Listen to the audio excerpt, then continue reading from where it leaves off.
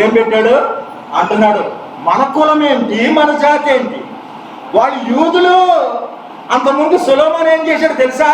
నేను ఎలా పారిపోయాను తెలుసా? నన్ను ఒప్పుకున్నాడా?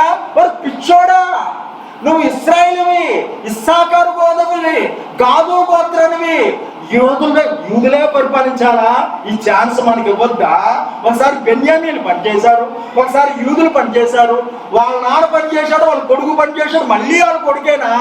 ఇశ్రాయేల్కి ఎవరు ఇవ్వద్దా?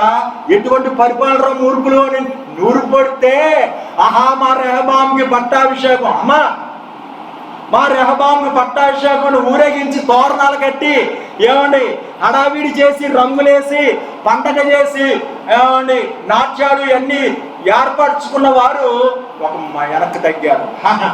వెనక తగ్గి అంటారు, వీళ్ళంతా పెద్దలు యెరోబాము కలిసి వచ్చారు. ఈసారి యెరోబాము కూడా వెనకాల వేసుకొచ్చారు. ఫస్ట్ పట్టాభిషేకాన్ని ఎవరు నన్ను చేయండి అని చెప్పలేదు, సొలొమోను కూడా ఎవరిని కోరలేదు, రెహబాము చేయడానికి సిద్ధపడ్డారు. వాళ్ళు చూసుకోండి, ఒకటో వచ్చిన రెండో దినవృత్తాంతాలు 10వ అధ్యాయం అండి, తీయండి ఒకసారి. రెండో దినవృత్తాంతాలు 10వ అధ్యాయం.